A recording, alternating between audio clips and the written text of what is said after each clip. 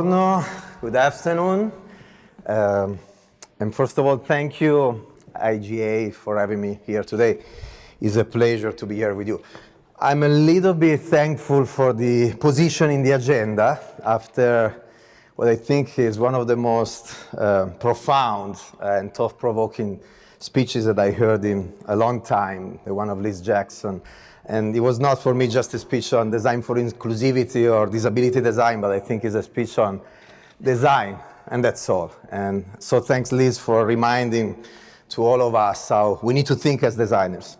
Less grateful also because on top of it, Chris and I are the one dividing you 1,500 creatives from drinks and celebrations tonight. But anyway, let's jump into it. Why the world needs design more than ever. By the way, also the business world. But before anything else, why the world needs design more than ever? Well, simply because we live in a world that is rapidly changing, and an acceleration and a speed never experienced before. There are a variety of different drivers of this change. This is a list of some of those drivers that, looking back at the work I did in many of these big corporations and small enterprises in the past years, were somehow the major trends, the major drivers of the reason why these companies, big and small, were embracing design. Before anything else, the role of internet. Essentially, internet creates what I like to define as global accessibility to knowledge. When you want to know something, when you have any question, you can find your answer taking out this device, your phone, and Googling your answer. I remember when I was a kid, when I had any kind of question, if my parents couldn't answer those questions, I had to take a bus, go to the library, hope that the library was open, I could find eventually the right book to give me the answers, and maybe I was going to have the answers. Therefore, most of the times, I was ending up without answers. This is creating a world where the people we talk to, the consumers, the customers, the users, the people, I like to call them people, they are savvier, smarter, more connected, they are very informed, and there is no way to fool them in any possible manner. The global market is creating what I like to call global accessibility to purchase. Essentially, you can get access to anything you want, anytime you want. You still go eventually to a store to experience the product, to talk with the customer service, to really understand if that kind of product is what you want. But then if there is not the exact model that you search, or if there is not the kind of product that you search in your trip to the grocery store, for instance, you can still, once again, take out this device and order whatever you want online. Most of the time, this is driven by convenience. It could be the convenience of shipping it home, it could be the convenience of a better price, or it could be the convenience of finding the specific variation of model, the specific color, the specific finish that you don't find in the store. It's very interesting as designers, this new challenge that we have in front of us of mixing digital and physical, of understanding how to create the most engaging experiences in the digital world, and in the meantime, how to attract people still to the physical retail space, to the physical world, and how to merge the two of them. This is also creating a competition without any boundary anymore. When in the past, you had your own brand, your product, and you are eventually designing your product and your brand against a specific competitor that was very well identified, and most of the time there on shelf with you. Today, you are competing with essentially anybody. And if you consider on top of it also the speed of acceleration, the speed of new products to market, there is a very high probability you are designing something without even knowing who you are competing with, because those products and those brands eventually are not yet in market while you are crafting your product. The first implication to this is that you cannot create something good enough that somehow is beating your competitor. You need to focus on people, once again, and create the most extraordinary product, brand, service, solution for them, no matter what your competitor is doing. This is changing completely the competitive landscape. Then there is the world of social media. Essentially, think about what social media are for us. Essentially, in a digital platform, you surround yourself with people that in a way or the other share the same passion and experiences and dreams with you. It could be the peers of your peers at work, your friends, or it could be, what we call today influencers. By definition, these people filter information that are relevant to you and they amplify them endless times. And this is changing completely the way companies, big and small, build brands. When in the past, a big corporation like PepsiCo will craft a message and imposing it top-down through the TV channel mostly, and then there were other channels that were somehow supporting that main communication. Today, we're not even the actors of the conversation anymore. We're not there saying something to somebody. We become the topic of a conversation happening among other people. We're moving from a world where we used to buy the right to talk to people to a world where we need to earn the right to be talked about. And so this is a phenomenal challenge because it means that 24/7 you need to create products, experiences, and stories that are relevant to people. In a world that is moving at the speed of light, where this idea of relevance actually is changing day by day, where a brand like Pepsi or Lay's or Gatorade is not competing anymore with other products in food and beverage, but is competing for mind share, for attention, with a variety of other pieces of content, with the latest song of Beyoncé or with the latest cell phone of Samsung, as an example. So the world of brand building is radically changing. Then there is this green bucket, digital-enabled communication, entrepreneurship, manufacturing, and distribution. What that means is that anybody here today in this audience, any of us, today can come up with an idea, get relatively easy access to funding, think about sites like Kickstarter.com, or think about the proliferation of VCs and funds in California, New York, but essentially all around the world, from Italy to Saudi, from the government to the private banks and institutions. There are all these entities hunting for new ideas. Today is easier to get access to money than 20 years ago. Now you get the funding, the cost of tooling, the cost of manufacturing is going down, driven by new technologies. Technologies like 3D printing will take it even further down. And then you can go straight to people, consumers, through e-commerce, and you build your ecosystem of communication through social media.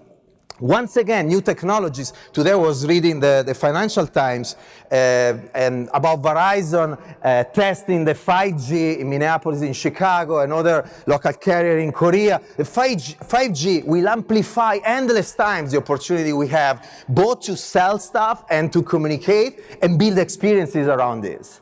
So a world that is changing dramatically, but essentially what all of this is creating is that anybody, any of us, once again, can go and compete with one of these big brands, these big corporations. The entry barrier that in the past these big companies had are essentially all down. And this is changing completely the way these companies are running innovation. I will arrive to the extreme of saying that probably for the first time, they really seriously need to do innovation. For many years, the innovation was the first product that was created, that made the company, made the brand. But then in years, eventually they were protecting that product, was good enough in many cases, and then essentially incrementally adapting to the needs of the society, of the market. And then the Uber of the world, the Airbnb of the world arrive and disrupt, in their case, the world of transportation, the world of hospitality. There are so many other examples in other industries. Essentially, we know as a fact that sooner or later, the Uber or the Airbnb of the world will arrive to our category. We know. So we need to figure out, companies, big and small, how to innovate ourselves and how to create something that is extraordinary for people, forgetting competition, because that's the only way today to succeed. And finally, this final bucket called Internet of Things. What that says is that essentially everything that surrounds us is becoming smarter and smarter and more connected. A bottle in the near future will have a label that will inform the consumer, the person that is using the bottle of the content. When the content is finished, is expired, will talk directly with the refrigerator or with the smart home, reordering itself. When you put it on the table will understand if the content is to be refrigerated or if it's something that you want to keep hot. And the table will also suggest pairing of food, or eventually will entertain your kids while you are in a restaurant and you are having a dinner with friends. So essentially everything that surrounds us, in a way or the other, will become smarter. And so what is the role of us, innovators, designers, entrepreneurs inside companies, big and small, to figure out how this digital and technological revolution can be leveraged to innovate once again, focusing on people and creating something extraordinary for people. These are the challenges that we have today, and I think design plays a unique role in building value for people that don't search just products anymore, and for a business world where all the vast majority of the entry barriers are down, and therefore you need to create something extraordinary for the society and for human beings. A world where people don't just buy products anymore because they search solutions, first of all, to their needs and their wants and their dreams that are as holistic as possible. It's not just product driven. They search experiences, and experiences is a sort of gate to access that solution that are as meaningful as possible. So it's all about empathy and deeply understanding how to create something meaningful to people. And finally, they search stories that communicate that solution, that communicate that experience, that are as authentic as possible. Every single word in this chart essentially is conveying, is talking also about one of the big challenges, many of the big challenges that we have in organizations, big and small, today, to create something that makes sense for people. Now, once again, this is changing completely the way companies do innovation and the way companies do brand building. And this is where I think us as designers have a phenomenal opportunity to get in with our approach to problem solving, with our toolbox, with our ability to connect empathy, the ability of understanding needs and wants of people, what is relevant to people, strategy, the ability of understanding what is relevant to your company from a process standpoint, from a business model standpoint, and from a culture standpoint. And then the ability to prototype. That means essentially the ability to craft, to create, and to use our tools and our toolbox to facilitate thinking, alignment, and co-creation within the organization. This is what design is about: empathy, strategy, and prototyping. Call it design thinking, call it design, call it whatever you want to call it. The reality is that this is giving us the possibility to have a seat at the table and create value for these organizations, shifting the balance from marketing-dominated organizations or tech R&D dominated organizations to organizations that are embracing creativity and design, and they're giving us the possibility to create together for our target audiences. Now, who is really benefiting of all of this anyway, at the end of the day, is us as human beings. If you don't do something extraordinary as a company, as a brand, for people, somebody else will do it for you, on your behalf. There is millions of people, we know, there are millions of people out there trying to understand how to take down the most of the brands are in the market today. Identifying the weakness, but the weakness is there usually the most of the time when you don't serve a specific need or want or people. And so, once again, there will be a proliferation of products, brands, and services that are extraordinary for us, for the society, for people. Because once again, if companies don't do it, somebody else will figure out a way to do it and will do it for us, for the society. And therefore, there is this new renaissance, this new focus on people. And designers, I think, are the professional community that is the most focused on people, on human beings. We get excited when we create something that you can put in the hands of people and that something is cool or is relevant, is useful, it makes sense. That's what excites us. There are other communities that are excited when they make money, when they create business value, when they grow a brand. Other communities that get excited when they file a patent and they do, an amazing technological innovation. We get excited when we put stuff in the hands of people and they get excited. We are the advocates of people inside these organizations. And while eventually they didn't need us 10 years ago, 20 years ago, today, because of this new focus on people, they need us more than ever. It's a fantastic opportunity we have. Now, to do that, we also need to understand how to play, our role, how to really create that kind of value. And it all starts, once again, with the people we serve. So how to design, one of the biggest challenge is how to design something that is relevant and meaningful to people, an experience that is relevant and meaningful to people. Well, every time you interact with any product and any brand, it could be a luxury automotive brand, it could be a luxury fashion brand, or it could be a mass market brand. There are 3 steps of interaction, 3 benefits that you usually search and you find in most of the cases. The first one is the functional benefit. Essentially, I buy a drink because I want to hydrate myself. I buy a car to move from A to B.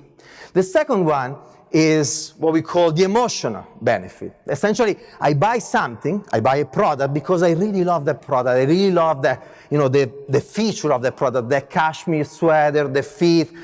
I buy a brand because I really love the brand. I really love that Apple iPhone. I really love that Harley Davidson. It's between you and the product and nobody else. You just love the brand or the product. The third benefit is what we call the semiotic benefit. Essentially, is what that product or the brand, or both of them, is saying about you to the rest of the world.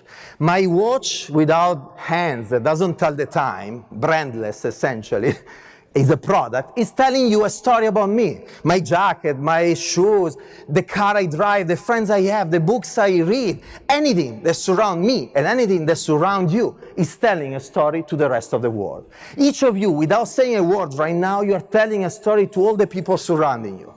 Unfortunately, I cannot see you, so you're not saying much to me, but usually when I see the audience, I read the faces, I read your body language, and it's interesting how we are 24/7 communicating. The semiotic value of us and what surrounds us is there 24/7. This is what we do as designers. We design the functional benefit, we design the emotional connection that people have with products and brands, or both of them combined, and then we design the stories that those products and those brands are telling about people to the rest of the world. Now, this is pretty clear in the luxury industry, in the premium industry. You wear a specific brand because you are telling a specific story about your taste, about your economic status, but this is in reality true in essentially every industry, and there are so many examples of this. And the more we understand that that's the case in industries where this is not clear yet, the more we find opportunities. Now, we say that people don't just buy products, they want experiences. These experiences could be meaningful or not meaningful. We try to have them as meaningful as possible. How do you design something that is meaningful to people? Now, we could talk for hours about this, and there are many points of views and many ways to tell that story. This is one way of telling a story that has many faces. Essentially, is every time you interact with products, brands, but also with other people and spaces, there are 3 levels of interaction. These are is my free interpretation of the theories of Don Norman that many of you know. He personally, and I read his first book, Psychology of Everyday Things, when I was a kid at school, and then many years later, a couple of years ago, I had the pleasure to meet him, and he endorsed this approach that I'm sharing with you. Somehow this was inspired by his latest book, I think it was published in 2002, and it's called Emotional Design. In that book, Don Norman talks about interaction with people and spaces, and the first interaction you have when you see, for instance, a beautiful or interesting man or woman or a beautiful landscape is what we call the visceral relation. Is the wow effect, is the butterfly in the stomach, is something that is beyond rationality. You may love it, actually you may hate it, but it's something that when you see something, boom, you react to it. It could be a special edition can by 7-Up, and once again we say it's solution. It's never just the product, it's experience, it's communication. So it's the entire ecosystem. Every time we design something, we try to build an ecosystem of stories, communication, partnership in licensing with fashion brands, with consumer electronic brands, always trying to convey the kind of meaningful story for the specific target audience that we have in front of us. It could be a new brand of water. This has been a very, very successful launch for us, Life Water. Essentially, we took a bottle, and think about the three values: functional, emotional, and semiotic. Life Water is a bottle where the bottle itself becomes a canvas for collaboration with artists. Every 3 months, we have a different collection. Essentially, we collaborate with different artists. So you continuously find new bottles on shelf when we go to buy them. The purpose of the brand is the one of supporting the creative community, supporting especially emerging artists. That's the macro purpose of the brand. And then every collection work on a specific cultural tension or helping a minority, trying to really identify a specific cause that we want to support. We had a collection for women in art. We had a collection for fashion designers, but the one that works on patterns and textures. So every time we try to have a specific cause that we try to support. Now, again, you buy water because you want to hydrate yourself, functional benefit.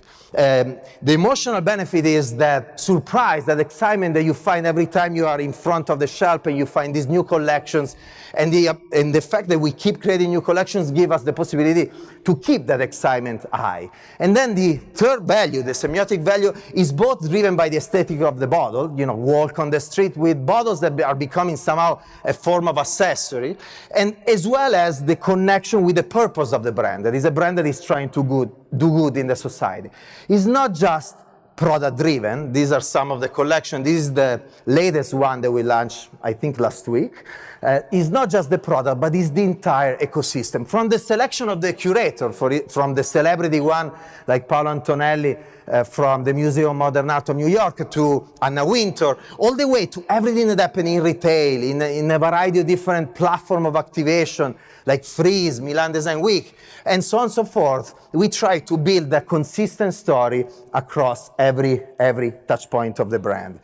These are some of the examples. The party we did, a Super Bowl for the launch of the brand, together in partnership with Condé Nast and Vogue, and a cooler that we designed with Studio Job in Europe. Once again, every time trying to create a consistent engagement with people, trying to recreate, to generate the visceral relation that I mentioned earlier. The second relation is what we call the interactive relation. So in the analogy of Don Norman, you go out with this woman, with this man, and you really love to stay with them. Is rational and is emotional, is in your head and is your heart. You are in front of an amazing landscape, you are in front of the Grand Canyon, and it's just, both your mind and your heart and your full body completely engaged in that. It's that fine balance between rationality and emotion that define every experience. This is one of the first projects we did when we created the design center of PepsiCo. Essentially, it's a fountain machine with a screen that is a sort of iPad where you select your drinks. Could be a sparkling water, a tea, a Gatorade, or a cola, and then you add your flavors and you customize your drink. Thousands of different drinks. We have real-time data. Data is a trendy word today, on what the consumers, the people are creating that feed our innovation pipeline. And we also have the possibility to talk to people through the screen, telling you what everybody in your college is creating, what is the trendy mix of the day, or having a celebrity communicating to you, or suggesting pairing of food with your drinks when you are in a restaurant. Extremely successful product. We generated a series of other products out of that. The challenge was always the same: how to create something that was really engaging, that would attract you from far away with a screen, and then when you get closer, it's really fun to use. And that's the emotional side. But then how to create something that was, first of all, user-friendly. You're in front of the user interface. You need to figure out how to use it very quickly. And mostly, you need to move out of the way very quickly because you don't want to create a line. What is the right balance between engagement, emotionality, and then the functionality, the user-friendliness of the interface? A typical design challenge for all of us working in this kind of products, from industrial design to use UX and UI, but this is very important and what makes the success of the failure of projects. after creating a line of products that are in the market, we are always thinking about what's next, what is the future. This is an example of an experiment we did in college here in California, and then a Super Bowl of equipment that eventually comes to you. You can order it through an app, and then you get your food and your drinks directly wherever you are. This is another product that is very close to my heart, talking about functionality and emotions. Essentially, two of the macro challenges that we have in our industries are sustainability and health and wellness. This is one of the products that we generated years ago to try to answer to that kind of challenge. It's called Dreamfinity. That's the name of the product and the brand. Essentially, it's a bottle that you fill with tap water, reusable, so you don't have plastic, you just reuse your bottle. You use water, so the carbon footprint is reduced to minimum. And then you have these pods with a liquid component, the flavor, and a dry component, usually something with a functional value, spirulina, turmeric, coffee, cinnamon, a variety of different ingredients. And so you put the pod on top of the bottle, and you mix the three components, and you have your bottle on the go with the fresh content on the go. We launched in America, in the United States, a few months ago, and since few weeks is also available in Amazon. We really hope the consumers are going to embrace more and more these kind of products, because that will give us the possibility to step by step shift the entire portfolio in that direction. We just acquired SodaStream. We are all going in that direction. If us, society, people, consumer, embrace this kind of solution, we can accelerate it as much as possible. Now, we always think platform. If you mix Dreamfinity with the world of Gatorade and with the world of the digital fountains that I showed you earlier, and then you add another ingredient that is wearable technologies. I did my thesis on wearable technologies, a topic that I really, really love. This is what comes out in the world of Gatorade. I have a video that will tell you the story better than I can. Your game is our lab. Introducing the future of sports fuel. Gatorade Gx, your real-time hydration coach. Gatorade Gx tracks fluid loss before, during, and after training, capturing every moment of sweat, measuring electrolyte and sodium loss in real time. Fluid intake is continually monitored with on-the-fly guidance, showing you when to hydrate while pacing your intake. Analyzing your fluid balance, Gatorade Gx unlocks your personal fuel strategy. Recommending fuel formulas based on your electrolyte and carbohydrate needs. Conveniently delivered through an innovative equipment system. Replacing what's been lost when you need it the most. Track, analyze, and optimize your performance. Gatorade Gx, built to fuel, customized for you.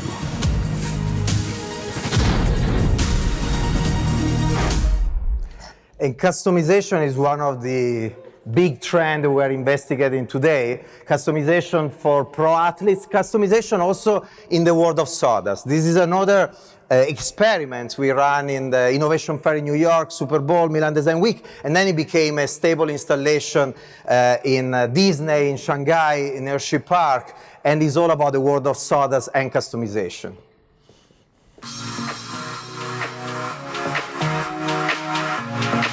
So what is Fizz? It's a whole new way to look at soda. This is not a drink, it's really an experience. I'm excited to introduce you to the world of Fizz.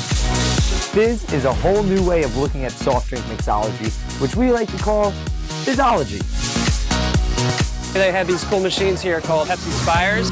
They're already flowing now. What were you feeling? Batter up. Batter up. And you take it over to these Fizzologists. These guys are taking the most unexpected flavors and creating the most imaginative drinks you can possibly imagine. Check it out. They're loving getting to interact with it, what goes into it that makes it, watch something be created, and then get to consume it. It was nice to see it made in front of your eyes. You got to do it and then eat what you made. I love it. Really innovative. Awesome. It was just cool to see it all come together.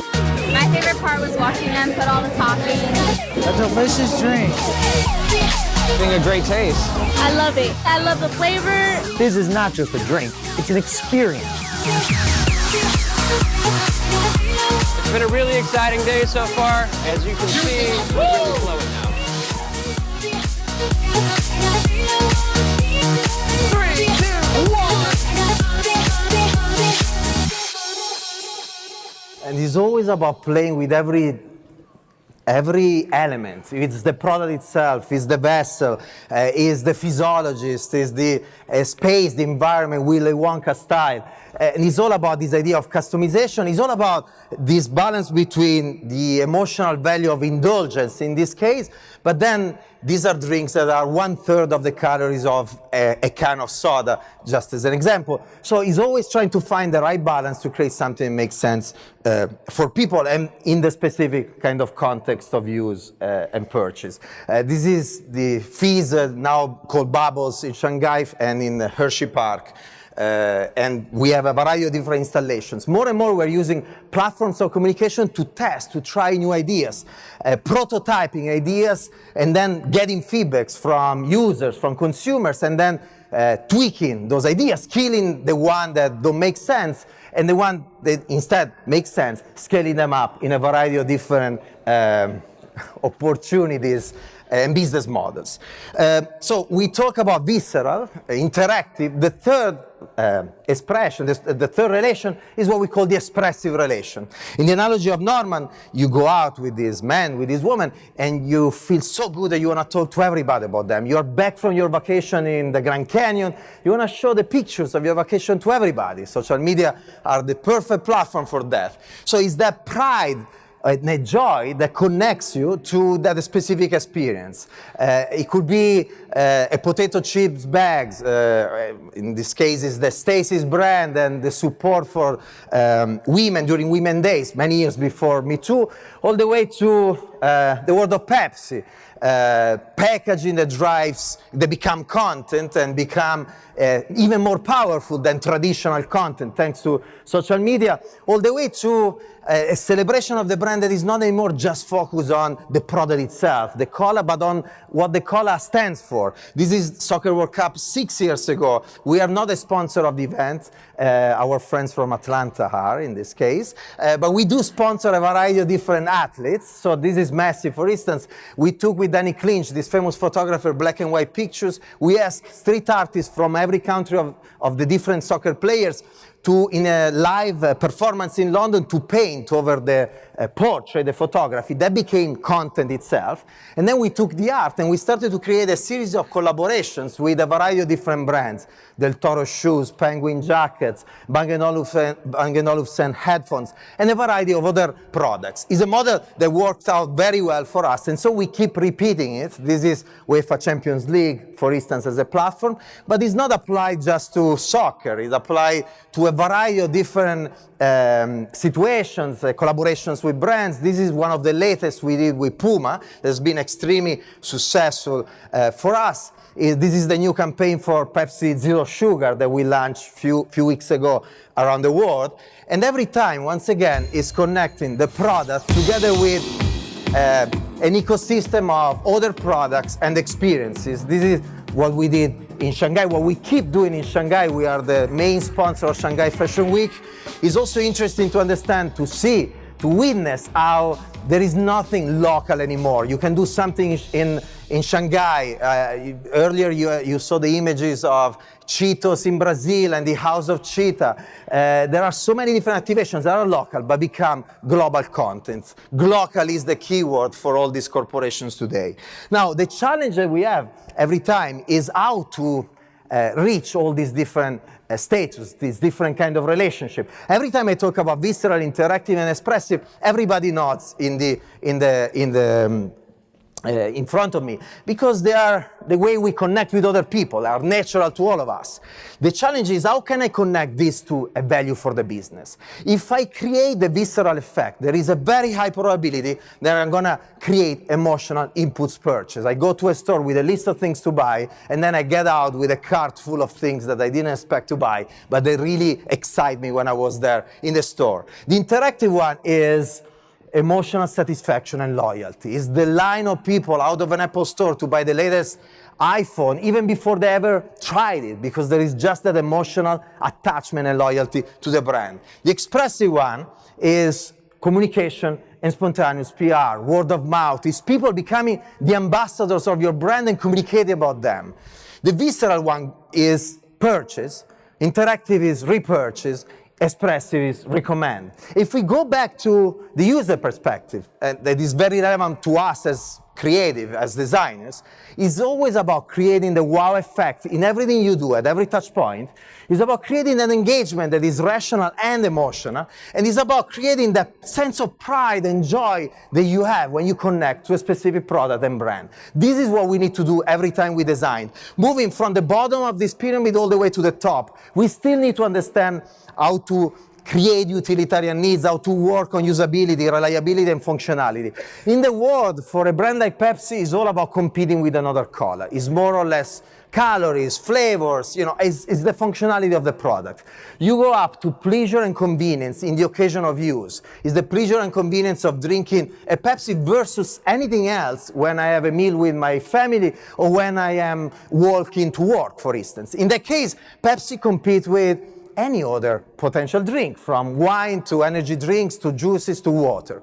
And then it's all about going up to the world of meanings and dreams. Well, what I like to call the brand space is where Pepsi starts to compete with Nike, with Apple, where a brand needs to stand for something in society in a variety of different ways.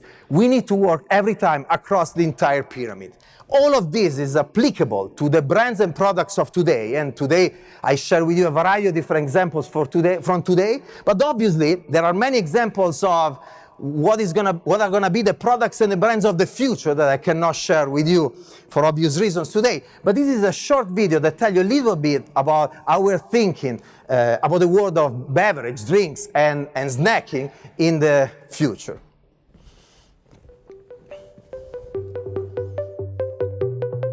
Imagine a world where breakfast isn't simply made to order.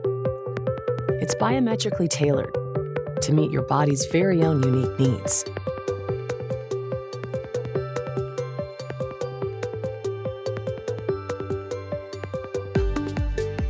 Where water isn't merely made clean, it's purified from the sky, harnessed at hydration hubs,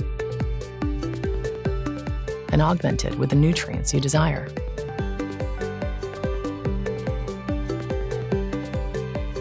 Available around the world.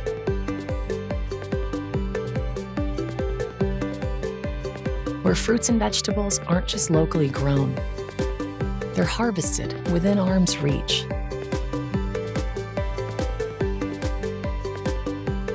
And transformed into on-the-go eats.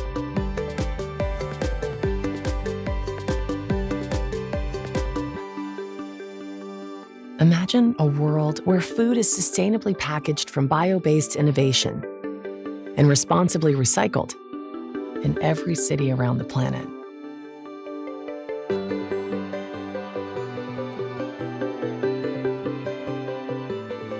Where a snack isn't just instant food.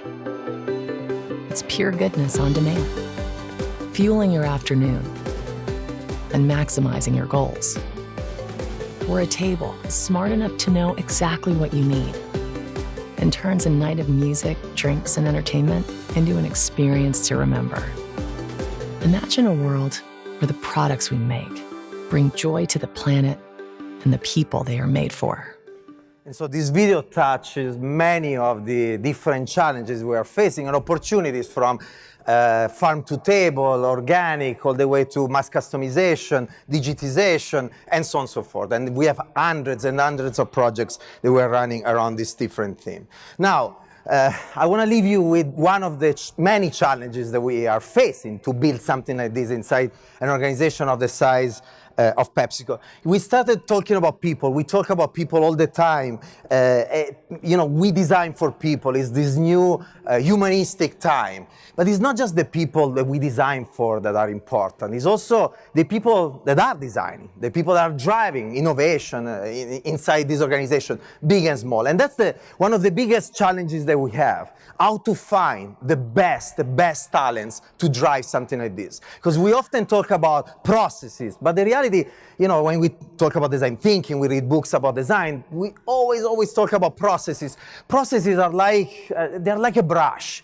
Put a brush in the hands of Picasso, put a brush in the hand of a kid, and the result will be very different. We need the right talents. What is the list of characteristics we search in the talents we hire in the company? Well, first of all, we want good human beings, good people with a good soul. And it may sound like, something corny and nice, and, I have to say it. The reality is that this is so important to build the right dynamics and synergies inside the organization. Each of us want to work with good people. When you work with good people, you feel good. When you work with somebody that could stab you in the back, it's not okay. And so all of this impact the productivity of your company. All of these impact the ability of your company to work with efficiency. Good human beings run productivity inside the organization. Even if you don't do it for ethical and moral reasons, do it for the productivity of your company. Good people before anything else. Then we need designers that understand design holistically. They understand graphic, they understand branding, they understand industrial design, they understand experience, fashion, architecture, all digital, all the different dimensions of design. This is extremely important. We are trained in a specific vertical, in a specific pillar. The more we want to impact and create these companies and create value, the more we need to understand design holistically, because these brands are on stage 24/7 and they need to convey one consistent, coherent story. We need people that are business savvy. Yes, we are creative. We need to protect our creativity, but we also need to be able to articulate the value of what we do in front of the business world to make sure that our ideas get to market and get in the hands of millions and millions of people and can create value, not just for the company that we work for, but for the world. We need people that are visionary, but also practical, that understand the big picture, but know how to act on the day-to-day. We need people that, if they were not inside the company, will be out there creating their own startup, entrepreneurs in their heart and in their mind. We need people with a very high EQ and empathy, people that are able to bring others with them. It's not a one-man show, one community show. This is the age of collaboration and sharing. We need that kind of empathy in everything we do. We need people that are respectful. This is so damn important. As design community, so many times we don't respect the business community.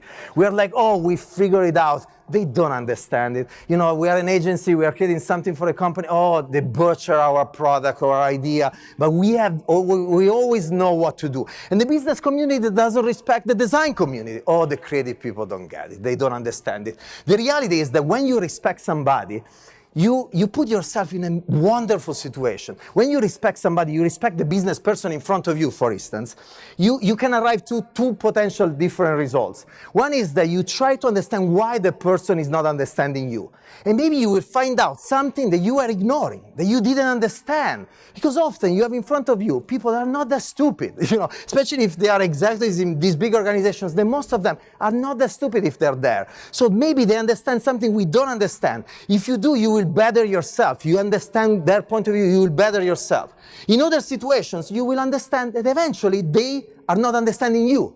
But then at that point, why? You wonder why, and you try to figure out why, and eventually you change your vocabulary, you change your access, you change your point of view to reach them. And once again, when you reach them, you will create something together that is better. So respect is at the base of everything good, not just in business, but also in society. Obviously, this applies to any kind of situation in our personal and life and in society. We need people that are risk takers, that are change agents by nature. It's not something spontaneous and natural to human beings, but we need that kind of characteristics. And then we need design thinkers. This is a list of characteristics of the design thinkers. I'm not going to go through all of them in depth. You can find them if you have time to waste in a paper that I wrote years ago for the Design Management Institute review called Love Letter to Design. Essentially, once again, we need people that are visionary and practical, that are elegant, simple, they find solutions that are simple and in perfect balance of all the different elements, both in the process as well as in the output. They are polyglot and storyteller. You know, we live in this world where we need to connect with the world of finance, of technology, of consumer insights, with all the different disciplines, and we need to be able to talk different languages and be the connector, the catalyst, the glue of all these different professional communities with a focus, once again, on people. We need people that are intuitive. Let's protect intuition against process. We need people that are dialectical, that understand, that feel comfortable in the gray areas, not, you know, in your silos, but really connecting all the different silos together. And finally, people that are in love. We talk so much about customer satisfaction. You know, it's the mantra in many organizations. But think about the word satisfaction. When you want to satisfy somebody, you try to do everything is possible to fulfill a specific need. But if you love somebody, it could be your kids, your wife, your husband, your parents, you try to do more. You try to create something that is magic, that is surprising, that is totally unexpected. This is what drives the most of us, not just in the diverging phase, in the concept phase, but along the process, protecting the integrity of the love all the way to the product and the brand that reach people, consumers, the market. Be curious, love diversity, listen with humility. It's so easy when you start to be successful to stop listening and fall into the trap of your arrogance. But in the meantime, at a certain point, you need to stop listening and take action with confidence. One of the biggest problems of many organizations is this analysis paralysis and lack of action. Be resilient and optimistic. If you are changing things, you will always face roadblocks. It's part of the game, so you need to have the kind of mindset of looking at the glass always half full. Be always in quest, always hungry. Go the extra mile. If they ask you to do 100, always set for yourself 120, 130. Always challenge the brief that you receive from a client, from your boss, from yourself. Inside yourself, try to think, how can I think bigger? How can I do more than what they're expecting from me? It doesn't mean you will always succeed in doing that, but the few times in your life you will be by yourself up there, and that is what it will make the difference in your life and in the life of the company you work for or your brand. Be aware, self-conscious, smile, and have fun, because at the end of the day, what we do should be fun. If we stop having fun, we should think about doing something else. This is the last slide and the last message I want to leave you with. I really believe that designers are people in love with people. I think, I share this through this presentation in a variety of different ways. Everything that surrounds us, everything, my shoes, this space, these chairs, anything is designed by somebody. As designers, we have the beautiful opportunity of touching the life of everybody every day through moments of fun, of convenience, of safety, of pleasure, depending on what we are designing. All those moments are potentially fragments of a broader social happiness exclusively if we are driven by an approach that is positive, by a positive purpose, by a positive intent, exclusively. If we are designing thinking about sustainability at 360 degrees, sustainability from an ecological standpoint, sustainability from a visual standpoint, beauty, lack of visual pollution, sustainability from a social standpoint, respectful, sustainability from an intellectual standpoint, accessible and user-friendly, sustainability from an emotional standpoint, engaging, exciting. If we are driven by creating something like this with that kind of purpose, if we are all united as creative community all around the world, across all the companies we work for, then we have the possibility, and with that also the opportunity and the responsibility of creating a better world for us and mostly also for the generations to come. Thank you.